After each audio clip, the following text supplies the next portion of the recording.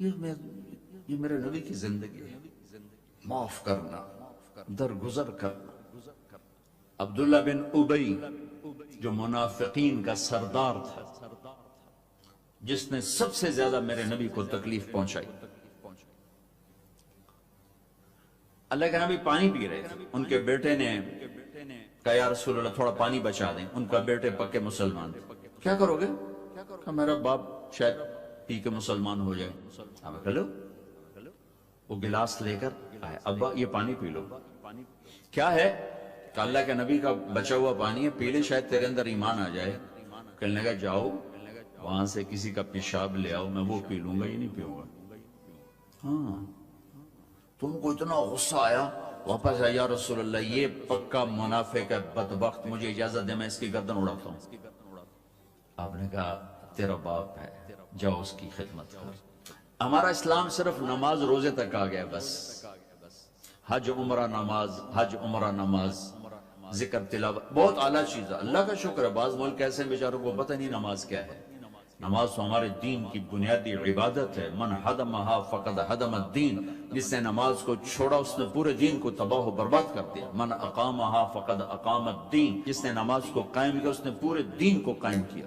پہلا سوال تھا اسلام کیا ہے؟ اطعام الطعام وطیب الکلام، میٹھا بول۔ ایمان کیا ہے؟ معاف کرنا اور صبر۔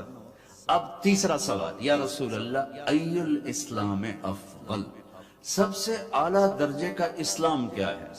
اللہ اکبر، کتنے اسلام کے خوبصورت اعمال ہیں، نماز، روزہ، تہجد، تبلیغ، ذکر، تلاوت، حج، عمرے، جہاد، کتنا کچھ ہے۔ آپ نے فرمایا من سلم المسلمون من لسانہ و یدہ، جو ہاتھ اور زبان سے کسی کو تکلیف نہ پہنچائے وہ سب سے اعلیٰ درجے کا مسلمان۔ سب سے اعلیٰ درجے کا اسلام کیا ہے؟ کہ ہاتھ اور زبان سے کسی کو تکلیف نہ پہنچے۔ زندگی بھر میرے نبی نے کسی کو تھپڑ نہیں مارا، کسی کو زبان سے ایسا جملہ نہیں فرمایا جس سے وہ کہے جی میرا دل ٹوٹ گیا، میرا دل توڑ گیا۔ کیونکہ زبان کا بول ایسی بلا ہے کہ نبی کے بھی جگر کے پار ہو جاتا۔ عبداللہ بن ابی امیہ آپ کی پھوپھی کے بیٹے ہیں، ابو سفیان بن حارث آپ کے تایا کے بیٹے ہیں، اور یہ مکہ میں آپ کی دشمنی میں زبان بہت چلاتے تھے، ہاتھ نہیں، زبان بہت گندی زبان۔ آپ مکے کی طرف آ رہے ہیں حملہ کرنے، عسفان پہنچے ہیں۔ یہ آج کا جو مین روڈ چلتا ہے اس پہ اوپر آتا ہے وہ چھوٹا سا شہر۔ تو حضرت عباس اپنی فیملی کو لے کر پہنچتے ہیں، تو آپ نے کہا بس تم آخری مہاجر۔ دروازے پر، خیمے پر خادم آ کر اجازت مانگتا ہے، جی ابو سفیان بن حارث اور عبداللہ بن ابی امیہ حاضر ہوئے ہیں، کلمہ پڑھنا چاہتے ہیں، اسلام لانا چاہتے ہیں۔ میں نے آپ کو اللہ کے نبی کے معافی کے واقعات سنائے ہیں، آپ کا ظرف بتایا، آپ کا سینہ بتایا، اب اپنے نبی کی سنو۔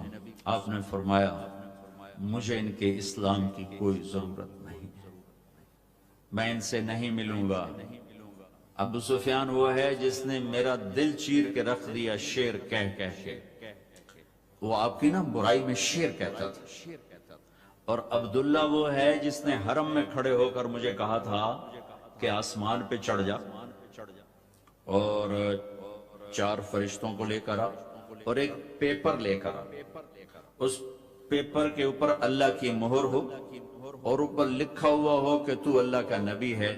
وہ 4 فرشتے پیپر کے ساتھ آ کر گواہی دیں، پھر میں سوچوں گا کہ تو نبی ہے کہ نہیں، لیکن میرا خیال ہے میں پھر بھی تمہیں نبی نہیں مانوں گا۔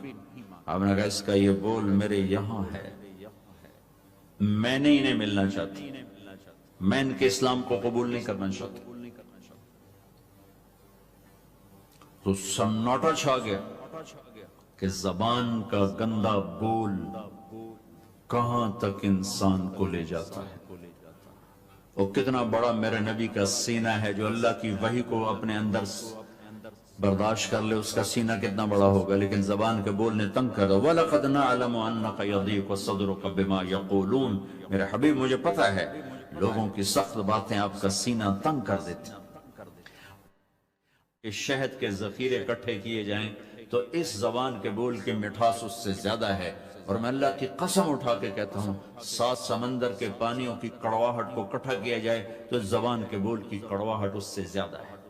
ایک گندا بول سر سے لے کر پاؤں تک آگ لگا دیتا اور ایک میٹھا بول مرے ہوئے کو زندہ کر دیتا ہے۔ ساری زندگی میرے پاک صلی اللہ تعالی علیہ وسلم نے کبھی ایک بول ایسا نہیں بولا جس سے کسی کو دکھ پہنچتا، جس سے وہ یہ کہے کہ میرے نبی نے مجھے میری بے اکرامی کر، مجھے بے عزت کر۔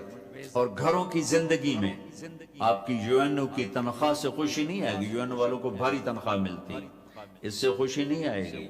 کسی کا گھر ہو، کسی مولوی صاحب کا گھر ہو، کسی یو این او والے کا گھر ہو، کسی بادشاہ کا گھر ہو، اللہ کی قسم خامند اور بیوی کا سلوک اور میٹھا بول خوشی لائے گا، اور کوئی چیز خوشی نہیں لا سکتی۔ شکل صورت بھی کچھ عرصہ چلتی ہے، پھر اس کی کشش بھی ختم ہو جاتی ہے، جوانی ڈھل جاتی ہے، زندگی مختلف ادوار سے گزرتی ہے۔ ایک چیز ہے جو سدا بہار رہتی ہے اور سدا بہار رکھتی ہے، وہ اخلاق ہیں، وہ اخلاق ہیں، وہ اخلاق ہیں۔ وہ آپ کا درگزر کرنا، آپ کا میٹھا بول بولنا، آپ کا محبت بھرا بول بولنا، آپ کا خطا سے درگزر کرنا، پکڑ دکڑ طنز تانے، پوری زندگی برباد ہو جاتی۔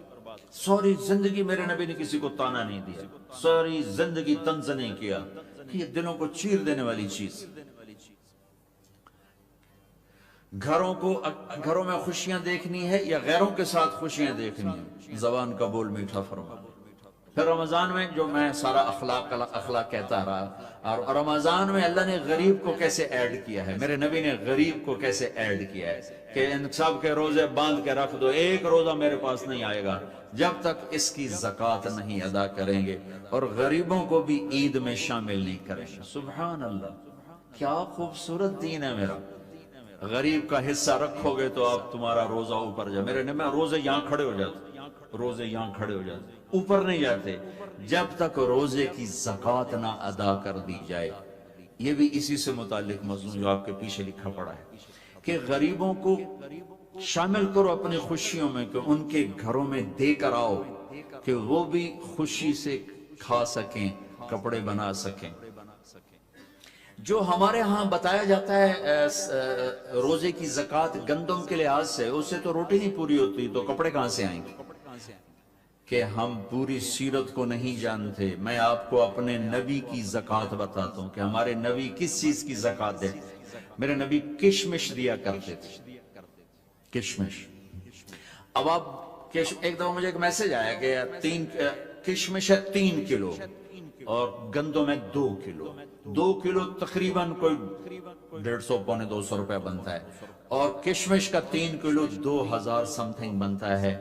ایک گھر میں 4 افراد ہیں، اگر ایک خامد، ایک بیوی، ایک بیٹا، ایک بیٹی، 4 افراد ہیں، کشمش کے لحاظ سے 8000 گیا، تو 8000 میں اس کے کپڑے بھی بن جائیں گے، اس کی سیویاں بھی پک جائیں گی، اس کی عید بھی ہو جائے گی۔ تو میرے نبی نے روزے کے ساتھ غریبوں کو شریک کیا، اپنی امت کے فقراء کو شریک کیا کہ ان کو بھی خوشی پہنچاؤ کہ اللہ نے تمہیں دیا ہے۔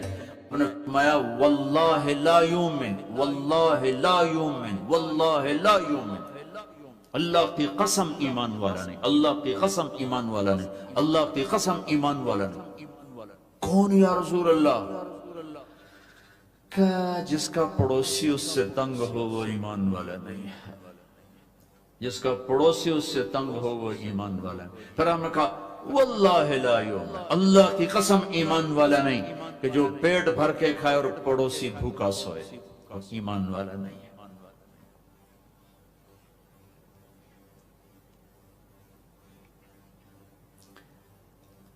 غریبوں کو شامل کیا۔ حضرت عبداللہ بن عمر کے گھر میں مہینے میں 1 دن گوشت پکتا تھا، 1 دن۔